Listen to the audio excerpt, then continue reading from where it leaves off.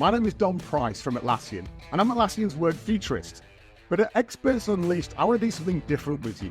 I want to bring experts from their field to you. Experts that aren't going to talk about thought leadership or theory, but they're going to bring their lived experience, their pragmatic insights, and their stories to help you unleash your potential. So the format of this show is incredibly simple. It's all based on three things. Every single session we do with an expert and Experts Unleashed, we're going to have three chapters, three core things that they are famous for, where we go through the theory, we go through the practice, and we get them to share one insight that you can try. So listen in for the three chapters. Welcome to our next episode of Experts Unleashed, the show that takes traditional thought leadership, pops it out the window, and instead brings experts to you in your screen, wherever you are in the world. Experts that we believe have something to say, an insight to share, or something magical that can provoke you to do something different. First of all, I want to acknowledge the traditional custodians of the land we meet on today. I join you from Sydney, the home of the Gadigal people of the Eora Nation, and I'd like to pay my respects to their elders, past and present. Today's guest, I've been waiting for this moment for a good period of time. So all the guests we have on Experts Unleashed, I have some kind of history with. My history with this guest actually started before I ever met them. Stalker time, 2009, when a friend of mine introduced me to TED Talks. I'd never seen one before. And I watched this particular TED Talk, and there's two things that resonated with me from it. One is, and this will give it away, this notion of mastery, purpose, and autonomy. I mean, I think I account for about half the views on this person's TED Talk, but it just, my time in my career right then, that really cut through in 2009. But then at the end of this talk, they mentioned this weird company called Atlassian that did this thing called FedEx. And I was like, that's curious. 4 years later, I ended up applying for a job at Atlassian. I've spent the last 11 years there. So in some regards, I have Dan Pink to thank for getting me the job at Atlassian because he piqued my interest in it. So ladies and gentlemen, today's guest on Experts Unleashed is the man, the myth, the legend, the best-selling author of 5 books, New York Times bestsellers, someone that corporates and leaders all over the world look to for provocation and inspiration. You'll know some of these books. Power of Regret is one of his most recent ones, which we'll talk about briefly today. Drive is one that Dan, I think you're famous for. But Dan Pink, welcome to the show. Dom, it's great to be with you. I didn't realize that you owe me some royalties off of your 11 years of Atlassian salary and stock options. So I'll look forward to that via Venmo sometime soon. I'm hoping they net off for the Atlassian mentions in some of your books. I'm hopeful because I don't know, between the twins and the wife, I've not got much left. But if there are royalties to be paid, I'll find a way of paying. I'll take them. Thank you. I appreciate that. So Dan, thanks for joining us today. When we intro a guest, one of the first things we do, it's an exercise we do a lot at Atlassian, is my user manual.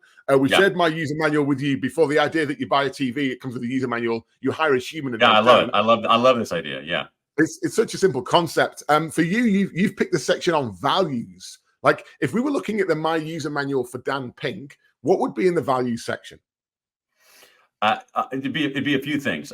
So one would be honesty in dealing with people. Like so it actually. I think that's an interesting issue, Dom. For me, if you're working with me, as I want you to be honest. And what I found is that people will often try to shield some of the sort of harsher things, and because they want to protect your feelings. It's all based on it's a benevolent motive. There's no question about that. But it actually good intent, but it drives me nuts. And so, so I always want to say, tell me what you really think. And so I try to establish that. But the other thing is I have to be good at that myself. I have to, and so I have to model that behavior. So honesty would be one of them. Another one would be openness, willingness to try stuff. It's probably correlated with or connected to curiosity, but I like working with. For me, like my instinct is, hey, let's give it a try. Let's not go crazy. Let's not take massive risks. But let's try. Like, okay, that's interesting. Let's try that and see if it works. And if it doesn't, and most things don't work, that's cool. I am utterly cool with that. So it's so honesty, openness. I'm a big believer in also in just conscientiousness. Like for me, the user manual is like, listen, if I say to you, I'm going to do something, I'm going to do it. Yeah. And so if you tell me you're going to do something, you need to do it. So so I guess that's conscientiousness. So those are, I think those are the things that they're fascinating, right? Because there's a thread there. They're all two-way. Is there? It's not just your values of how you judge yourself. It's how you want to interact with others. But also, absolutely. They almost weirdly seem like table stakes, but it's fascinating that they're not. Like, as you said them, I'm like, of course. But then you're like, actually, that's not the normal engagement model of business. We play nicely and we say the right things versus, hey, that didn't work. Let's talk about why it didn't work and how we can make it better. But let's have the honest conversation. I think, and I don't know whether honesty is quite the right word here. It's because it's not, my experience isn't that the people I work with are somehow dishonest or deceitful. That's not what it is. It's more that they are more skittish about being negative than I would like them to than I would like them to be. Yeah. And so I think for me, it's normally if I think about this, there's times when I've got some really crucial honesty or feedback from someone. They could have given it me a lot earlier, but they waited till a tipping point to give it to me. And I'm like, if you'd shared it earlier, I could have probably done more with it. But now you've waited until it's the table flip moment. Exactly. And you're not wrong. You're not wrong with what you said. You probably could have been a bit better with your timing. I love those. Yeah, and the openness and willingness to experiment is good too, because sometimes if people are like, if I'm working on people on projects, not everybody comes to a project with that kind of attitude because of previous engagements that they did, where it's like if you make a mistake, you get your head handed to you, and so that requires some kind of that. But I think that I'm interested in your observation about it being two-way, because my view is that it isn't really a value unless it's two-way. Yeah. If it's just me espousing it, it's a philosophy. I want you to be open. I'm going to be closed-minded. I want you to be honest. I'm going to be deceitful as hell. Yeah. So, but there's the method in the madness. There is let's just click on that for a moment. There's a lot of leaders that I'm working with right now who are like driving massive change and transformation programs, and you're like, cool. And the first question I always ask them is, "What are you changing about yourself?" And they're like, "Oh no, I'm fine. I'm good." That's a great it's question. Everyone else that needs to change, and that's why that two-way thing. I think you're right. It should be assumed, but I don't think in the business world it always is. It's my way for me is fine, but you lot need to do it the proper way. So, yeah. Fascinating. So that's where I am. That's where I am. My values. The other thing about this question, which I really like, is that there is a value in reflecting on our values and making them explicit, which we often don't do. So I enjoyed like simply just thinking about this, and it made me and there were things that like, well, is that really that much of a value? And it's like what really when I think about this, what really irks me is people who aren't candid, or not even irks me. That sort of, I feel like we're not getting great work done unless people are candid, unless people are open, and unless people are conscientious. Me too. And so reflecting on our values is, I think, a really important exercise. Oh, shoot. So we did my user manual with a leadership team that I work with in Copenhagen a few weeks ago. We've been working together for 9 months, and we all agreed that before the exercise, we were 7 people that reported to the same boss. Not bad, not awesome, and not awful, just like slap bang in the middle. And we did my user manual exercise. We had tears, we had emotion, we had laughter. Like it was full on. And at the end of it, we're like, oh, I get it now. Like I understand who you are, and now I understand how we can work better together. It's fundamentally changed how we operate by just understanding. But also to your point, you've got to understand that everyone's a product of their previous environment. So like you turn up as you turned up as you were demanding to turn up in your last environment. Exactly. Especially with this kind of work that I do, which is more sort of kind of more project based. So I'm working on, if I'm working on a video or a TV thing, or it's like I'm not working consistently with the same people all the time. And so and the thing is like when someone isn't being candid, I think you have to also be empathetic and say, that's not because this person is flawed. It's just because this person hasn't actually learned fully how to be candid, or this person hasn't been in environments where being candid was treasured, and where and often in some cases where being candid might have been punished, and so there's not recognized and rewarded. We had Ben Crow on episode 1, who is Ash Barty, the world #1 tennis player. He was her mindset coach, and he talked about moving from I to we. And he's like, the one job of a leader is to build the environment where others can thrive. And when he dropped that, you're like, yes, you're right, and that's not how it actually happens, right? But if we assume everyone's coming from those different environments, how do we genuinely build an environment where they can thrive? Is all about the job we need to do. Yeah. And even on this point about openness, I see this all the time about, companies say, oh, failure is an option. Try stuff, and then when people actually do something, it doesn't work. They get their head lopped off. Yeah. I mean, we do a lot to celebrate.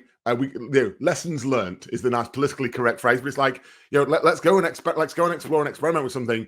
And what do we learn from that? That's the value, is what we learned from it, not whether I shoot you for trying or not. Right. And the tactical way to encourage us is to celebrate the effort, the experiment itself, rather than the result. So too often what they'll say is like, so and so tried this thing and it worked like a dream. Let's give them a big round of applause. I think what you really want to do is say, so and so tried this thing. It was a smart idea. Let's give them a big round of applause. And and sometimes those things work, sometimes they don't. Yeah, spot on. So Dan, for you, we've picked 3 chapters, 3 that I'm very excited by. One is regret, which I know is the source of your latest work, which is, again, when you first released that, I was like, where's he going here? What the hell is he doing? The more I read, I was like, damn. Second one is why not? And I know what you're going to do with why not. And I love the why not stuff. That's had a profound impact on me before. And the third chapter is language, which I'm fascinated to come to. So let's start with chapter 1 and regret. What's your view on why regret is important to senior leaders right now, and what's your viewpoint on it? Well, my viewpoint, it's not so much a viewpoint as it is an understanding of what the science tells us about this emotion. And this emotion, where it's an emotion, regret is this emotion that we feel bad when we look backward and we wish we had done something differently. We wish we had done something, or we wish we hadn't done something. And it makes us feel bad. And what we know about this emotion is that everybody has it. It is ubiquitous in the human experience. And that if we treat it properly, and this is the key, we haven't been treating it properly. If we treat it properly, it can be a powerful engine for progress, particularly for leaders. Okay, so let's dive in there. How are we treating it right now incorrectly? What's the mistake that we're making? Well, the mistake that we're making is that we're thinking of regret as a problem rather than an opportunity. We're thinking of regret as an individual flaw rather than a facet, a feature of the human condition. And so I really want to emphasize the ubiquity of it. And I want to talk about one other thing. So the ubiquity of regret, we have massive research on this, showing that regret is one of the most common emotions that human beings experience. It's arguably the most common negative emotion that human beings experience. We've known this for 40 years in social psychology. And we also, and we also know that everybody has regrets. The only people who truly don't have regrets are tiny little kids like yours, not because they're bad people, but because regret requires this incredible cognitive firepower of counterfactual thinking. And you got to be about 7 before you can do that. People with certain kinds of neurodegenerative diseases don't experience regret because their brain function is interrupted, and sociopaths don't experience regret, but everybody else experiences regret. And here's the thing. It's like, it's an interesting puzzle. It's like, so why would this emotion that's so unpleasant be so ubiquitous? And the answer is because it's useful. If we treat it right, it has value. And this, what do we do with this? And this is where, as your audience can tell by my accent and my overconfidence, I'm an American. And this is where Americans are to blame in many ways. All right, not Englishmen and women, like English folks like you, and not Australians like many of the folks at Atlassian. Essentially, what happened is that the United States in particular, and the world inferring that, has basically been sold a bill of goods. The United States ethic has sold people a bill of goods. Let me put it that way. We have been told, Americans have told people, and Americans have been told, that the path to a good life is to be positive all the time and never be negative, and to always look forward and never look back. And that is bad advice. That is not the recipe for a life well lived. And it goes 100% against the science. And so what we need to do is recognize that negative emotions serve a function in our lives. We want to have lots of positive emotions, more positive emotions than negative emotions. But negative emotions are part of life because they're functional, they're adaptive, they're useful if we treat them right. And what we've been doing with regret, this powerful negative emotion, is we haven't been treating it right. So we either ignore it, say, oh no, the crazy Americans have told me that I shouldn't experience regret. I'm going to put my fingers in my ears. I'm going to put my fingers in my ears. I'm going to be positive, not negative. Like my 2-year-olds. The 2-year-olds, they don't want to listen. It's like, that's what it is. I mean, it's toddler-like behavior, truly, to put your fingers in your ears. So some of us do that, say, I don't have any regrets. No, I don't. And then other people, though, get captured by their regret. They get swallowed by their regret. They ruminate on their regret. That's a bad idea too. What we want to do is we want to think about our regrets. We want to use them as signal. We want to use them as information. We want to use them as data. And when we do that, and this is really important for the leaders in the audience, which was, Dom, the question that you brought us in here. Here's what we know from 50 years of research, especially in social psychology, is this, that if you treat your regrets like data, like information, it can help you become a better negotiator. It can help you become a better problem solver. It can help you become a better strategist. It can help you find more meaning in life. It can help you avoid cognitive biases. And so what I've just done there is like basically said, like, that's mostly what leaders do. They strategize, they solve problems, they negotiate, they try to think clearly, they try to find meaning for themselves. And so what we have is this emotion that is profoundly undervalued. And so that's what I'm trying to do is use this emotion as an engine for doing better in the future. It's fascinating, right? There's a few things that just stood out there. One is the link to your values, right? So openness is one of your values. To embrace regret as a positive amplifier, you need to be open to understanding what happened. Exactly. That's a great point. Right? Like there's a definite tangent there. But I'm curious, in any of the research or in your work, are there environmental conditions or factors for a leader to say, hey, if you feel like you're in the camp when you're not dealing with regret well, how do you move into the other camp? How do you make that change and embrace it as, because I think from what you just said, it's going to happen anyway, unless you're the sociopath or the kid, it's happening.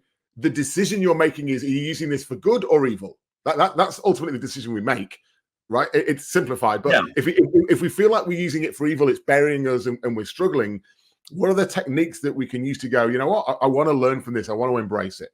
Well, okay, so there are a couple of things here. At an organizational level, I'm talking about the organizational level and the individual level. For the organizational level, a lot of it is, you've talked about this before, is psychological safety. Is that, you have, and that's sort of what I think it's connected to honesty and openness too, which is essentially, do you have the safety, the psychological safety to say, you know what, I wish I hadn't done that.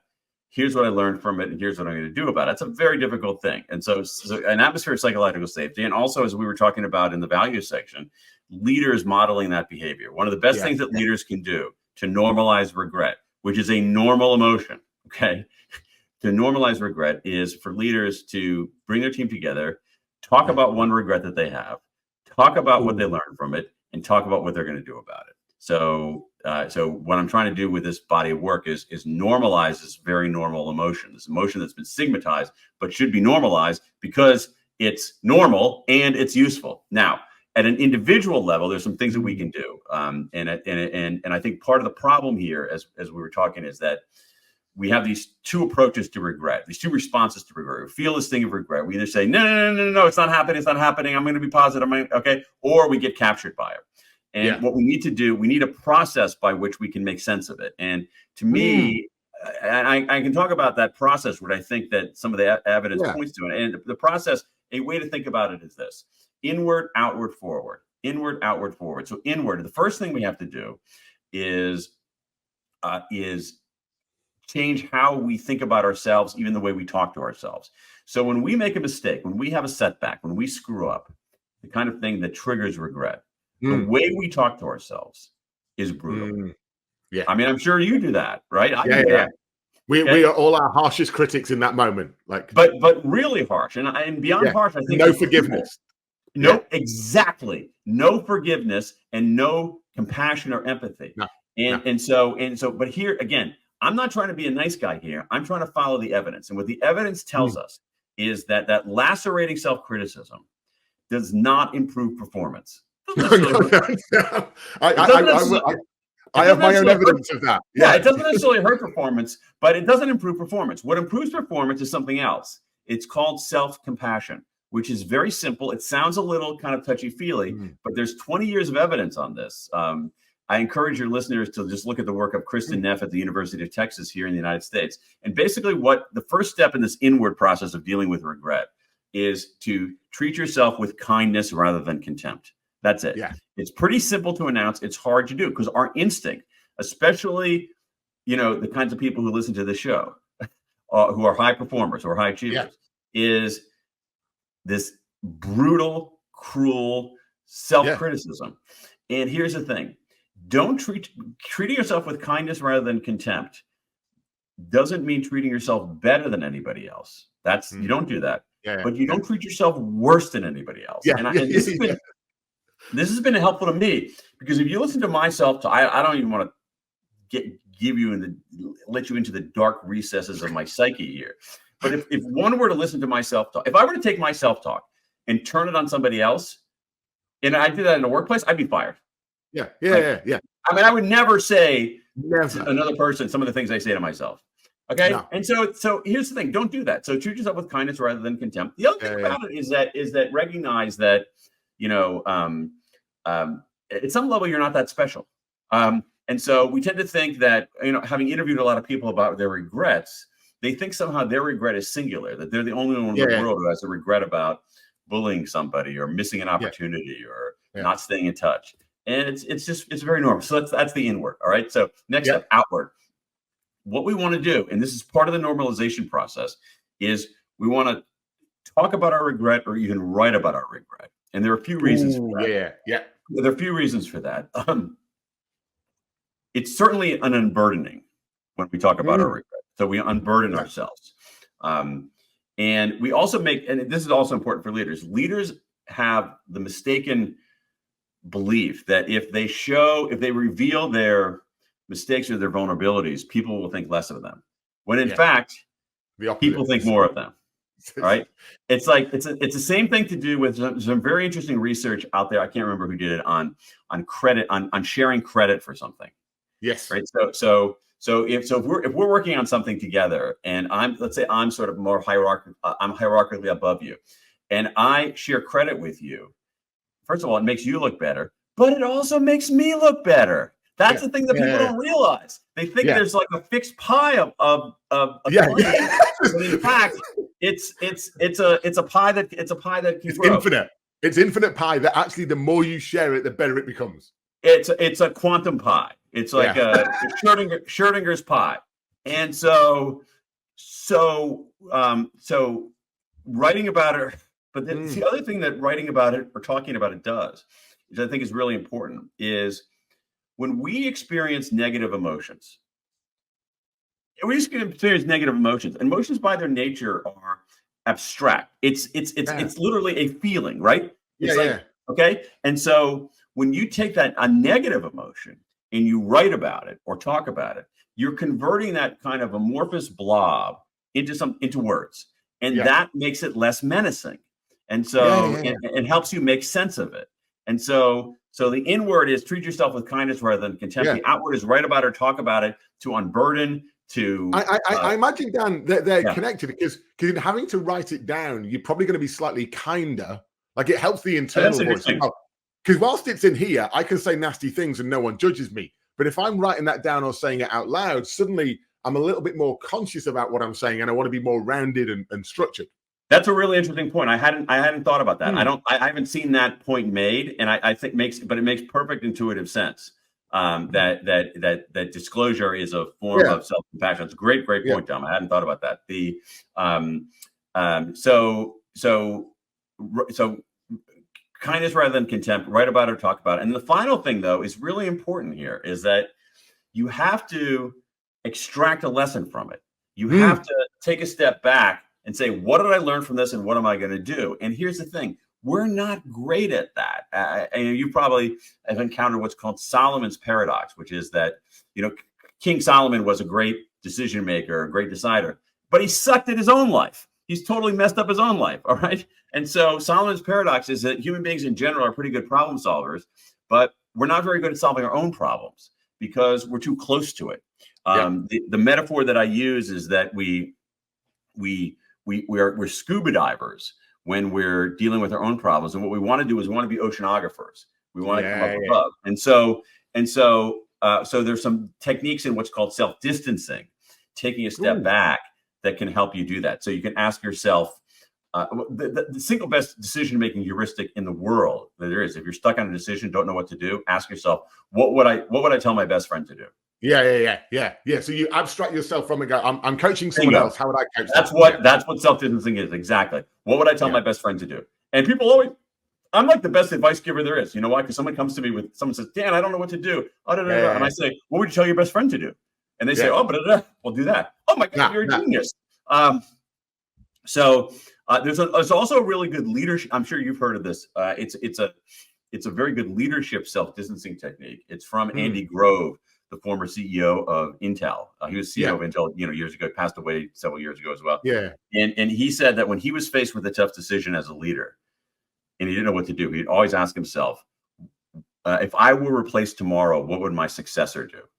And he always knew, because it's another kind of self-distancing. What it typically meant was like, okay, here's what my successor would do. My successor would make the hard decision, fire somebody, end the line of business. My successor would do something bold. My successor would do the right thing. And so when we take that third way, not ignoring our regrets, not wallowing in our regrets, but confronting them, thinking about them in a systematic way, it is a very useful emotion.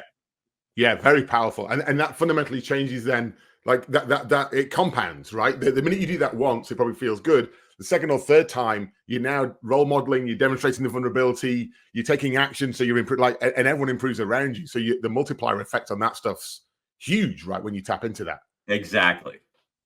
I love that. So Dan, now let's imagine we've covered regrets. I mean, you've written a whole book on regrets. We've covered it in 7 minutes, and people can go and buy the book. It's a phenomenal read. I want to go on to why not. I want to go on to chapter 2, because you've shared this in a couple of conversations. You shared this with me. The last time you shared it with me, I actually wrote it on a Post-it note, and it lived on my screen in my home office for a good few months, because it's been replaced now with a phrase which is less furious, more curious. Which is something I'm practicing right now, because I react in the moment and I'm like, don't be furious, be curious. That's a good one. That's a really good one. Yeah. Talk to us about why not? Where does this come from? What are the origins of the phrase "why not" in your world? Well, this is, Barry Nailbuff at Yale School of Management and then Ian Ayers at Yale Law School wrote a book called "Why Not" 20 years ago. That's quite good. What I decided to do as kind of with the Washington Post, the news, our local, I live in Washington, D.C., the Washington Post, big newspaper, or what we used to call a newspaper. I decided to do a project that we called "Why Not," where a different form of journalism. So instead of it lives in the opinion section, but it's not really an opinion. We're basically saying, let's take an idea and that is maybe a little bit out there and explore it and say, why not? So among the things that we've done is, it's a very American example, why not pay teachers $100,000 a year? And which is right now teachers make in the US, they make an average of about 55,000 US. I think that's a global problem. I think most of those. So why not? Everybody loves education. We care about education. So why not pay teachers like base salary of $100,000 a year? We've done other kinds of things like, why not? This is one of my pet peeves, but in busy urban areas, I think you could do it in some places in Sydney, certainly in London. Why not eliminate left turns in the busiest streets in the busiest cities? And there is so much evidence of that. There's a scholar who's devoted his life to this. The math is totally clear about why that's going to reduce congestion and save lives. I did a fun one on the Olympics recently. So it's like, why not? I had some ideas for the Olympics. Okay, why not? So I wanted to introduce some new competitions, some new teams, and some new participants. So the new competitions were, I think there should be Olympic cooking. I think that countries should. I know. I'm telling you. I mean, I would watch it, but I want to enter that. Like, if there's a 40 to 46-year-old category for amateurs, I'm in. Okay, so what I want is, like, each country nominates 3 people, and they have, like, basically a tournament of a cooking tournament, and all these cooking shows all over the world are so popular. It would be incredible. Yeah. I also want to have. Also, the other one was a solar car competition. So here in the States, a lot of secondary schools and universities have these things where you design a solar car and then you race it. And so I'd love to see, like, come on, I don't know, would you be Team Australia or Team UK? Yeah, I'd be probably Team Australia, because we've got more sun here. Okay, all right. So I don't think Team UK are going to do too well at solar. so it's like, let's say Team Australia versus Team USA in a solar car race. So that's one thing. The second one, my favorite one is okay, why not have intergenerational relays? And so what I want to do is, okay, here's how it goes. All right. So let's say you have in swimming and in track. Let's say you have the 4x100 or 4x200 relay. Here's what you do. You have 4 contestants. One of them has to be under 20. One of them has to be between 20 and 39. One between 40 and 59, and one over 60. All right. I would watch. Everybody would watch that. I would totally watch that. And what it does is it celebrates older athletes. I love. Come on, how about like a 63-year-old, 65-year-old Olympian? That'd be freaking great. There's also there's a whole other strategy there. Like, do you start with the older person? Do you like exactly? Exactly. And you see that with they have now. It's relatively new in the Olympics. I mean, Australia's obviously the mixed swimming relays, and even the mixed track relays too. Yeah. In the mixed swimming relays, there is a degree of strategy there. It's like, who's going to run, who's going to swim what stroke and in what leg. Yeah. If I get ahead, do I stay ahead? Like, if there's some psychological barrier to being ahead versus chasing? But it's also exciting. I think those mixed relays are exciting because, obviously in general, men swim faster than women. So the lead changes quite a bit in those kinds of things, and intergenerational relays. But wait, there's more. What I also want to do is I want to have citizen participation in the Olympics. And here's how it would work. You essentially get like an Olympic mobile phone app, and you opt in. And what it does is, during the period of the Olympic weeks, it counts your steps.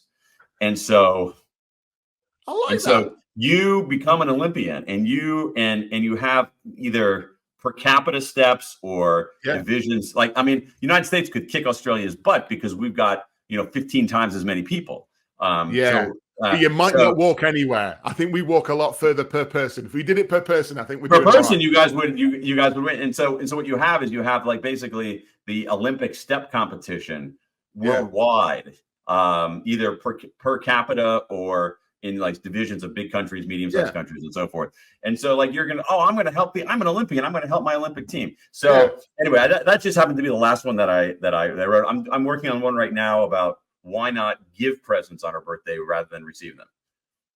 So what's the origins of why not? Because it's like, when you explain it like that just sounds fun and frivolous and playful. But what's the intent behind it? And maybe what's the anti-pattern that we're doing right now that you're trying to course correct? Great question. And what it has to do with is that I think that in public discourse in general, but also in journalism in particular, it's a values question. And so what I'm trying to do, and actually it's interesting. I did, in the very first column that I did on this, I announced our values. And so the values are conversation over conversion. So I'm not trying to, like, an opinion. I'm not trying to convert you to my political party. I'm just trying to have a conversation. All right. I mean, that alone, if you just underline that and made, like, if that was a reality in the world right now, I think we'd all be in a better place. I agree with you. Yeah, I agree with you. Another one is sort of connected to what we were talking about before, is openness over cynicism. Yeah. And what we have there is, this is like another one of my pet peeves, is what we have there is there's something in the research called the cynical genius illusion. We have this belief that we have. I talked about this with your colleague who writes the Atlassian newsletter. We have this belief. We have this belief that that people who are cynical are smarter. That people who are cynical, who are negative, who are critical are smarter, and it's just not true. No. Okay, it's just not true. The better predictor of intelligence is what we're talking about before, which is openness.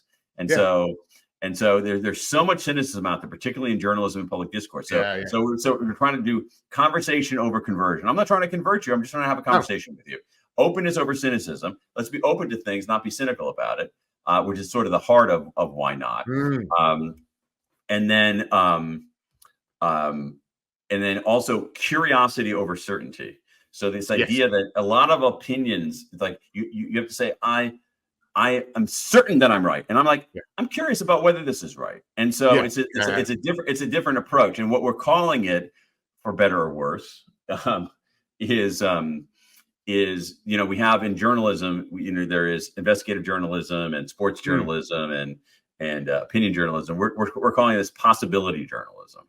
So what could be, right? Exactly. And the thing is, you don't it's hard because it goes to your question very much. It goes against the prevailing. It's intentionally going against the prevailing view. Whereas I'm trying to convert even in I'm right, you're wrong. I'm going to try to convert you.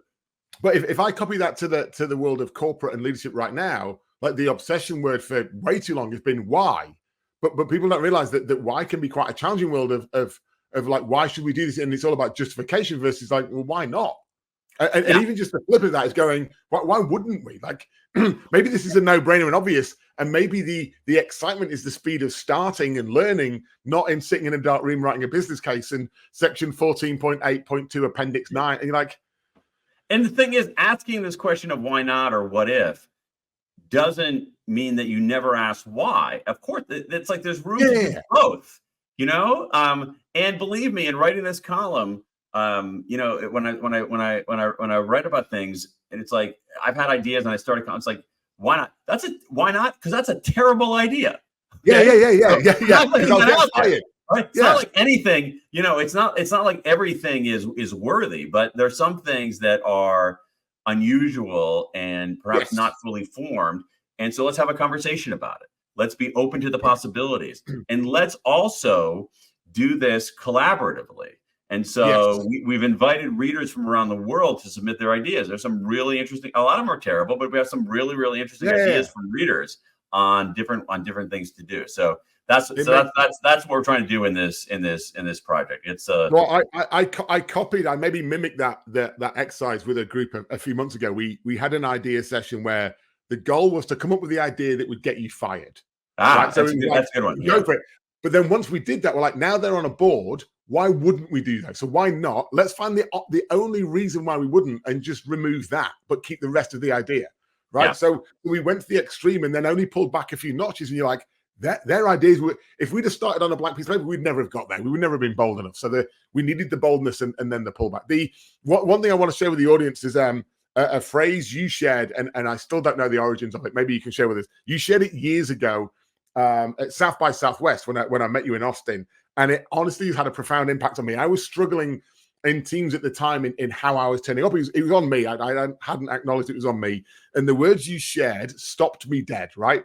It was argue like you're right, listen like you're wrong. Yeah, that's Carl Weick has said. Right. Carl Weick said that. Yeah, a lot of people have said that is not original to me. It's something that it's something that I believe very deeply. Yeah, exactly.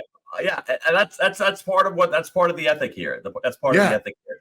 And but you broke me when you shared that, because I listened. I'm like, oh no, I argue like I'm right, and I listen like I'm right. I'm like, I'm doing the wrong behavior, and in listening like I'm right, I'm listening to correct or to rationalize, or I'm like, oh bless, they don't get it. Like, but none of my listening was active, and therefore I'm so it's like speak with passion and vigor, and then close this and open these and invite everyone in. Right, so that links to the why not, the openness, to to all that stuff about how you set up that environment. Right. And what I want to try to get at is this notion that I want to try to bust this cynical genius illusion, Yeah. because especially in public discourse, there is like you get in, and there's all kinds of research on this. Like if you look at somebody who writes a restaurant review or a book review or a movie review, if it's a very, very harsh review, people think that reviewer is smarter.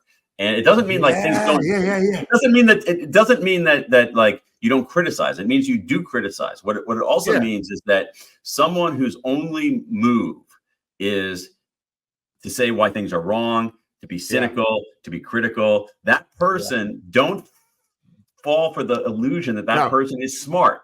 That person is actually maybe not that smart. The smartest person is the person is likely who's the most open to these possibilities. Also, so that's what we're trying to do. It's funny. I was just, as you were saying that, I was just thinking like the amount of companies I've worked at or meetings I've been in where you've had the person who's normally the sniper who waits for the 55th minute of the conversation and goes, I don't want to play devil's advocate, and then drops the bomb, and you're like, first of all, you've had 55 minutes to say that, but your cynicism has derailed this. It's not helped. It's not added. It's killed the conversation. Exactly. And so again, I want people to be. It's not like I don't want people in writing or in meetings or anything like that to stop being critical. Be critical, be rounded, but it's be rounded, right? It's like I say, like conversation over conversion is a great way of saying if I'm putting my point forward, how am I doing this to provoke a chat, an illicit conversation about it? Not you have to come to my side or we don't talk anymore. And your connection, the crosswalk to listen like you're wrong or argue like you're right, listen like you're wrong is exactly right. Those two things work together. If I only argue like I'm right, I'm an ass. If I only listen like I'm wrong, I'm a pushover. You want to have both. Honestly, you have to be ambidextrous. These things, there's a unity to these things. They work together. So absolutely ask why. Great question. Also ask why not. Yeah. And I think that's a great one. So for any leader watching, like just you're in a team meeting, whatever, like just find it, like if you're about to ask why, just give yourself the opportunity to add another word to it, which is why not, and see how it helps your team explore new avenues. Because why might stifle them sometimes, whereas why not might open the aperture and give you more opportunity. I love that one. Very practical. Let's jump on to chapter 3. This one, when you shared this, I was not expecting this word when you shared this, and I'm fascinated as to why this word was in there. You used the word language, which is something I've been trying to understand a lot more of recently in the world of communications. Why did you choose language, and what does it mean to you, Dan? Well, I mean, it's something that I am endlessly I grew up to become a writer, so big surprise, but I'm endlessly fascinated by. When I was in university, I actually was my concentration was linguistics, right? Which is the science of language, and so linguistics is a social science, but it's also an extremely mathematical social science. You're looking for underlying patterns. When I was in university, there was a lot of overlap in the required courses for computer science majors and for linguistics majors, and so I like to pay attention to language, and in particular, look for interesting bits of research where you can get a lot of bang for your buck by changing certain kinds of language. I'll give you one that's related to the why not. Some interesting research. So you're trying to solve a problem, you're stuck. You're like, oh my God, and you ask yourself, what should I do? Right? Perfectly acceptable question. Yeah. But there is research showing that you come up with better solutions if instead of saying what should I do, you say what could I do? Yeah. I mean, you're changing one phoneme, right? Yeah. And so what that does is that, to use your metaphor again, it widens the aperture. What should I do? What could I do? And so I love looking for those kinds of very practical. I think it's revelatory about how much language affects how we think and how we approach the world. But it's also I like, from the kinds of interventions, the kinds of strategies, I like stuff that is cheap and easy because I'm more likely to use it. All right. It doesn't require a budget, doesn't require a massive team. Doesn't require no business case required. 10 weeks of training. You just do it. And so that as a problem solving thing, it's like, I'm asking myself, what should I do? I should be asking myself instead, let's ask, what could I do? Right. There's also another one. Actually, I got. I don't remember the research on this. It actually comes from Decisive, the book by the Heath brothers from maybe 10 years ago. It's a very useful heuristic to me. So it's also decision-making heuristic. So if I say, okay, I need to decide whether to go to New York. Mm-hmm. Okay. The word whether is a trigger. What it means is that I'm framing it too narrowly. Right. Instead whether I should accept this assignment. All right. That's framing it too narrowly. What I should be doing is saying, what should I be doing next? What sorts of assignments should I be doing? So it's there, there are times to narrow and times to widen. You don't want to be wide all the time. No. A lot of times we're too narrow. There's a lot of interesting work in language and in behavior in the sort of the juncture of language and behavior on identity and the extent to which our language can trigger our identity. So this is a famous example. I'm famous in this little narrow world where instead of saying you're more likely to commit to an exercise regime if you, instead of saying I run, you say I'm a runner. That is right, because you're labeling yourself. Exactly. And so you want to be consistent with that. And so what I love about those is that and what I also like about that is the reaction that people have, like you had. It's like, yeah, of course. Yeah. That makes perfect sense. It's not the task anymore. It's not I run as a task. It's I am a runner as a label. Like, well, if I've labeled myself a runner, I then have to run. Otherwise, Exactly. And I compromise my identity. There are other kinds of things like this. Some of my favorites are if you're trying to adhere to a particular behavior. Let's say you're trying to drink less alcohol. All right. And so you might say, okay, I've decided that I can't drink alcohol on weekdays. I know people who are, okay, I can't drink alcohol on weekdays. What you're better off doing is saying, I don't drink alcohol on weekdays. Yeah. Because you're not, I can't is you're dealing with willpower every single time. Yeah. Don't is like, this is what I do. Like, it's like I don't park in disabled spaces. I don't hurt little old ladies. I don't. So you go from I can't to I don't. Well, it's like that. I see the word try every now and then, and it gets me because I'm like, what? Like I get that you are going to try, and I love that you're trying, but that word when I see it is best endeavors versus a commitment. The commitment is I don't say I'm going to try not to beat up old ladies today.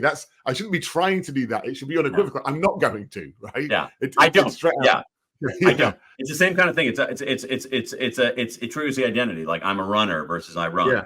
Yeah. It triggers the identity of saying I'm someone who doesn't do that. And it also, but here's the thing: it makes it easier for you to do that. Like if you say I can't drink on weekends. I mean, I can't drink on weekdays. Oh, but I'm not. I don't have the willpower today, so I'm going to have a glass of wine. But instead, I don't drink on weekdays. Yeah, that's unequivocal. Believe me, none of this is. I both can and do drink on weekdays. So I don't want to say that this is personal for me. Yeah, no. It's not a confession by you. It's funny because there's a whole cohort of leaders I've been working with recently who are fighting with the word certainty. You mentioned it before. They're looking for certainty. They're like, how can my projects get more certain? And you're like, I don't know that I can give you that word, but what I can give you is I can maybe swap it for confidence. So with a leader recently, I'm like, if you need 20% confidence to start this project, get to 20, start, and then articulate what you need to learn to get to 30% confidence. But I don't think you ever get to 100, and I don't think you ever get this cloak of certainty that you're after. It doesn't exist. So leave it. But in chasing that word, it's amazing how that triggers a hold of action. So when they're looking for certainty, they will literally spend months building business cases, like entire years to try and get this truth. And you're like, in the time you could have been doing that, you would have made more progress, significantly more progress. Amen. You're chasing a phantom if you're going after certainty. There is no certainty. I do think that there is a useful exercise for leaders in gauging people's point of view and their opinion by saying, how certain are you of this position? Yes. You have this position. How certain are you? 0 to 100? How certain are you? How certain are you? And you know, there's some And things that that itself is fascinating because I think it's used right now as a binary word. Like, are you certain? Yes or no? Not like you even phrase that completely differently than I hear it myself. It's, are you certain? And you need to say yes. Versus you're like on a spectrum. Where are you on this spectrum? And therefore, what do we do to improve that? I mean, it is, you know, it's essentially thinking in probability terms. Yeah, yeah, Rather than, you know, so I mean, the weather forecast is probability. There's yeah, a yeah. there's a 97% chance it's going to rain tomorrow. Am I certain? Does that mean I'm certain it's going to rain? No, I said there's a 90% chance, 97% chance. That means there's a 3% chance it won't rain. Yeah, You yeah, know, yeah. so I love the that. ability, if everybody had just a greater ability to think probabilistically, we'd be better off. Just gift us. This is my last sort of proper question for you. A lot of the leaders that I think sort of watch this show are dealing with some kind of change or transformation program right now, changing people or ways of working or whatever. Is there a language hack or trick they should be thinking of to help them drive these change programs? A lot of them are struggling on these change programs. How can we use language to amplify, not just amplify our voice, but the cut through of what we're saying? Yeah. There is some research on this, and it goes to, and it's language based. Right. Some language based research on this, and I can't remember. It's basically the concept of what are called simple beacons. That is what, like, basically explaining why are we changing, like why do we need to change, and where are we going? Why are we doing this, and where do we need to go? And what you have is you have these elaborate mission statements, these elaborate things that nobody can remember. I'm on some nonprofit boards, and I swear to God, like, you have like, these are our, this is our mission, vision, and values. And I don't think anybody on the board could tell you what the mission, vision, and values are, because they're gobbledygook. And so what you want is you want simple beacons. And so the example of this is from a famous paper in like the 1970s, where they went back, and so it's looked at one of the reasons that NASA was able to succeed in the 1960s was everybody there had a simple beacon: put a man on the moon. All right. Yeah. That's it. It's a simple beacon. And so, I would look for the most simple man, put a man on the moon. 6 words, all of them one syllable. That's the kind of simple beacon. And I think what's interesting is that a lot of simple beacons for leaders, they are emergent rather than imposed from the top. So it's not like, we're going to synergistically explore space with advanced technology. That's the consultant version. That's the $40 million PowerPoint slide. It basically emerges. It's like, so what are we doing in our restaurant change? We are giving people the best dinner they ever had. There you go, that kind of thing. And so those simple beacons, we're an insurance company. Why are we revising how we issue insurance? Because we want to protect families in the worst times that they have. Yeah, full stop. Like it's that's it. There's 2 things in there, right? One is the simplicity of it. The other one is that emergent thing, which is, it's not that you have to sit in a room as a leader and come up with this. No, exactly. Use these things again, like source it from the wisdom of the people around you, and it should be obvious. Once it's there, it should be straightforward. It should sound like the kind of thing that people say around the kitchen table. And if you look at these, I mean, I don't want to be like the old man ranting from his front porch here about this, but I am so down on the whole notion of mission, vision, and values. First of all, I never know what's what. Yeah, I swear to God, you could swap them all. And believe me, they spend so much time working on these things, and no one can ever remember what it is. But if you have this kind of, if you have this simple beacon, put a man on the moon,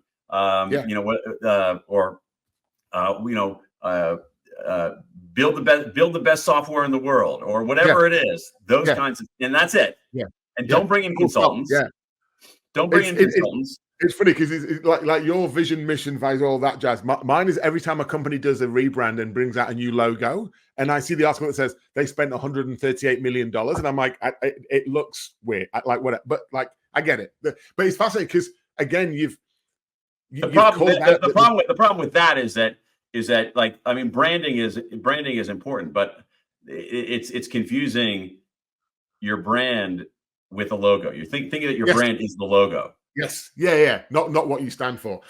There's for all the leaders out there. In summary, so Dan, you've given us some absolute gems there. So for every leader watching, in one of the team meetings in the next month, you're going to share your regret, what happened, how you've actioned it, share your story, turn it into a lessons learned, role model that. You're going to find the moment to say why not, and open the aperture to exploration, experimentation. Still ask why, but find a chance in your team to ask why not. I think that's great.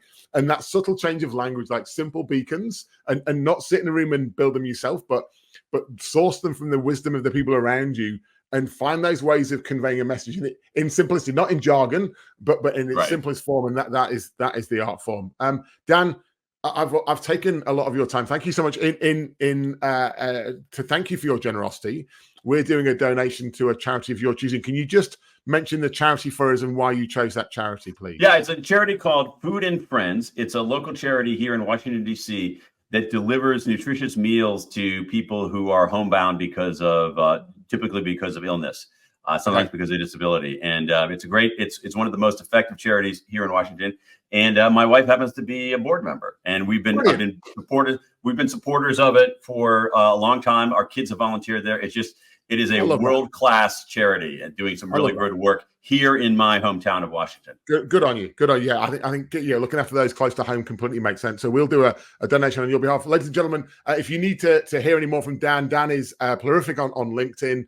You can also go to his website, danpink.com, and learn more about him. Dan, thank you so much for your generosity, for your time, for your wisdom, and sharing your ideas with our people. Total pleasure, Dom. Thanks for making me think, as always.